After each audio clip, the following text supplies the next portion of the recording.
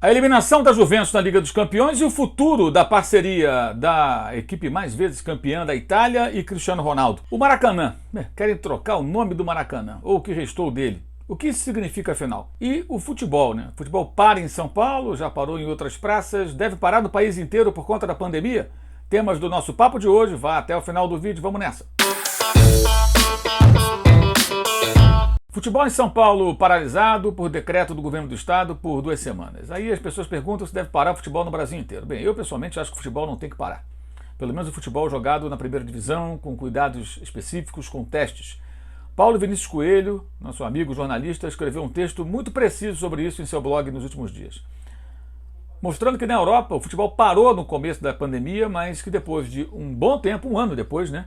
Os europeus, até antes disso, perceberam que os jogadores profissionais, jogadores da elite pelo menos, da elite que eu falo com mais estrutura, mais condição, né?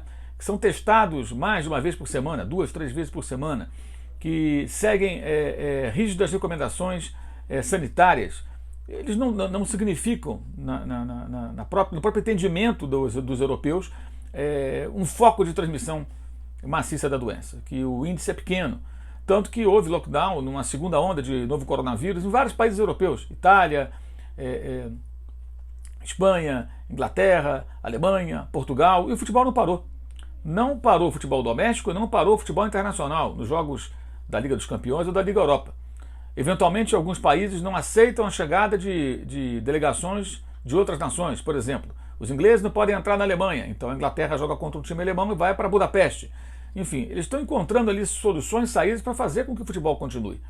E o futebol tem aí uma função que, embora alguns a desprezem, que é importante até, não só da manutenção de uma economia que gera muitos empregos, mas também de preservar as pessoas em casa para assistirem as partidas. No caso do futebol europeu, mais ainda, porque os jogos, especialmente de campeonatos muito vistos, eles vão para o mundo inteiro. Então eles acabam funcionando como um entretenimento no meio da pandemia para a gente do planeta Terra todo. Acho que essa decisão é muito política, porque convenhamos, para o futebol, e ao mesmo tempo as igrejas estavam abertas há pouco tempo com a presença dos fiéis. O futebol não tem público há um ano. O futebol deu a sua contribuição eliminando a presença da torcida nos estádios e até agora, salvo um maluco ou outro, ninguém está pedindo público no estádio. Houve sim aquele devaneio, aquela loucura, aquela irresponsabilidade daquelas 5, 6, 7 mil pessoas, sei lá quantas exatamente, convidados, né, da Conmebol no jogo que decidiu a Libertadores no Maracanã. Aquilo foi um absurdo, uma bizarrice. Mas fora aquilo, não temos tido presença de público nos estádios. Se em alguns centros ou em algumas equipes, algumas divisões, o futebol corre o risco porque não há testes, não há condições adequadas, cabe à CBF e às federações bancarem isso, subsidiar os recursos necessários. Os times principais, a primeira divisão de São Paulo e de outros estados, me parece que mantêm condições adequadas para isso. E se a necessidade de digamos assim, um rigor maior existe de fato, por que não uma bolha? Por que não os jogadores nas concentrações, nos CTs, durante essas 2 semanas, saindo para treinar, para jogar, volta, treina, dorme, treina, vai, joga, volta de novo, 2, 3 semanas sem ir em casa, sem conviver com ninguém fora daquela bolha, como a NBA fez durante um bom tempo na temporada passada. Por que não isso? Mas o tal clube não tem essa estrutura. Aí a federação não vai ajudar, vai bancar, porque o clube não tem dinheiro, é mais pobre, tudo bem. Encontra-se um meio. Mas a ideia é proibir. Proíbe, ponto final. O jogador de futebol, ele vai ficar em casa, quietinho. Será que vai? Os profissionais vão ficar em casa, quietinhos? Você pode lembrar que durante a quarentena, que não foi uma quarentena para valer, mas foi uma quarentena, e o futebol ficou parado durante cerca de 100 dias, em 2020, no início da pandemia, quando os atletas voltaram aos seus clubes e começaram a ser testados, alguns clubes tiveram dezenas de casos de pessoas que haviam se infectado durante aquele período. E um período em que elas deveriam ter ficado em casa. Por que será? Será que ficaram em casa mesmo? Será que os jogadores, sem ter o que jogar, sem poder treinar, se isso de fato acontecer, porque eles podem ir para outros estados, né? Vão ficar comportadinhos em casa como manda o figurino? Ou vão ficar circulando por aí? Alguns será que vão fazer festinhas? Como é que isso vai acontecer? Será que os profissionais do futebol serão extremamente responsáveis? Ou jogando futebol os clubes conseguem ter um controle maior sobre eles? Até isso merecia ser discutido. Para mim a decisão é política. A decisão é política para agradar uma parcela da população que acha que o futebol tem que ser uma espécie de referência para tudo. Não acho que seja necessário.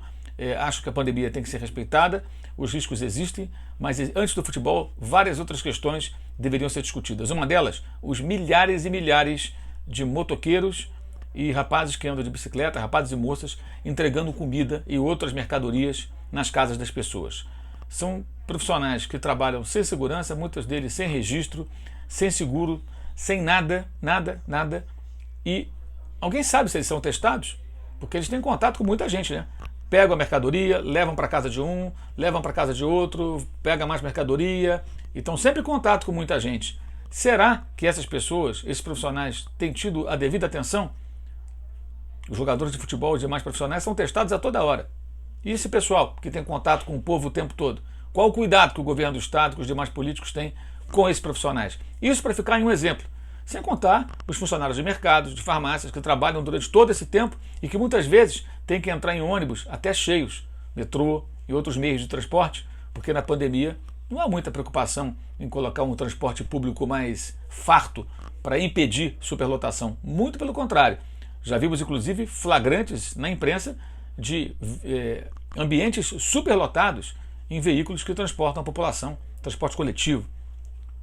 Será mesmo que o futebol é o problema?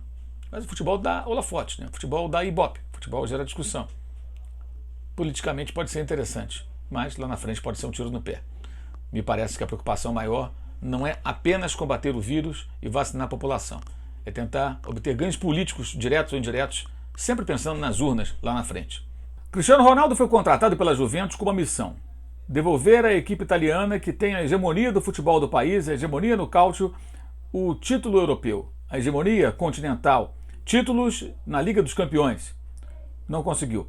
A cada temporada, o time mais vezes campeão da Itália vem sendo eliminado de forma até melancólica, né, em algumas situações, como foi dessa vez, quando acabou sendo batido pelo Porto, um clube que já foi campeão europeu, é verdade, mas que tem hoje um investimento muito menor, condições muito inferiores às do dia a dia do poderoso time italiano, né, cujo dono é a Fiat e tudo mais, ou seja, é um clube muito forte. Mas Cristiano Ronaldo está cercado de jogadores de nível técnico até duvidoso em alguns casos. O técnico Pirlo foi um craque, mas como treinador ainda é uma experiência. Tudo indica que o entorno criado para Cristiano Ronaldo não é dos mais competitivos, ao contrário daquilo que aconteceu no seu auge, no Real Madrid, onde chegou já com títulos no currículo, entre eles a Liga dos Campeões, que ganhou pela primeira vez na carreira, ainda com a camisa do Manchester United, de 2008. Cristiano Ronaldo chegou à Itália com uma tarefa, com uma missão. Até agora não conseguiu cumpri-la. Não se sabe se haverá tempo, porque o final da carreira do craque português vai se aproximando, evidentemente. Fica aí a dúvida do que vai acontecer ao final da temporada. Cristiano Ronaldo segue, rescinde o contrato. Bem, a Juventus sequer domina o campeonato italiano nessa temporada. E passa a ser aí quase que uma meta obrigatória a preservação, a manutenção da hegemonia na Série A. Se não conseguir sequer isso, aí realmente as coisas podem ficar mais complicadas ainda para a permanência do português na Itália e a continuidade dessa parceria até agora de sucesso apenas doméstico, algo que a Juventus já tinha antes mesmo de contratar Cristiano Ronaldo. Deputados da Assembleia Legislativa do Rio de Janeiro querem mudar o nome do Maracanã e rebatizá-lo com o nome de Pelé. Bem, Pelé já tem um estádio com o nome dele, né? Lá em Maceió. Qual a necessidade dessa puxação de saco, essa bajulação com o Pelé? Zero. Pelé viveu grandes momentos no Maracanã, é verdade, lá marcou seu 20º gol, lá se despediu da seleção brasileira, lá ele teve grandes momentos, lá marcou o gol da vitória do Brasil sobre o Paraguai, no jogo que classificou a seleção para a Copa do Mundo de 1970, maior público da história do futebol, mais de 183 mil pagantes em 31 de agosto de 69. Enfim, Pelé tem muita história do Maracanã, jogos marcantes, históricos pelo Santos, mas Mário Filho foi o cara que mais lutou pela construção do estádio naquelas dimensões, naquele tamanho, naquela magnitude, 150, 180, 200 mil pessoas, e naquele local do Rio de Janeiro.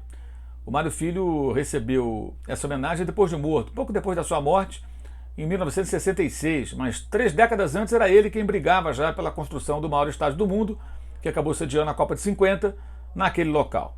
Mário Filho foi o criador da expressão Fla-Flu, irmão de Nelson Rodrigues, para muitos uma espécie de patrono, pai, o maior responsável pela imprensa esportiva brasileira, naquilo que ela é hoje, né? Muito grande, muito ampla. O cara foi um pioneiro, né? Até o desfile de escola de samba teve a sua participação na sua criação. Um empreendedor, e uma homenagem justíssima foi feita a ele logo depois de sua morte, quando recebeu o Maracanã, o estádio do Maracanã recebeu o nome do jornalista Mário Filho. Tirar o nome do Mário Filho do Maracanã seria mais uma pataquada e uma pá de cal naquilo que resta do verdadeiro Maracanã, que não existe mais. O estádio foi estuprado para a realização da Copa de 2014 com a construção daquilo que lá está. Um estádio sem alma, sem identidade, que não tem nenhuma relação, nenhuma semelhança, não tem rigorosamente nada, nada, zero, com relação ao estádio que lá estava. Exceto a casca, né? As rampas monumentais, os muros e a fachada, onde ainda se lê, com aquelas velhas letrinhas ali pregadas, Estádio Mário Filho. Todo mundo que chega ao Maracanã se depara com aquilo e já identifica o local.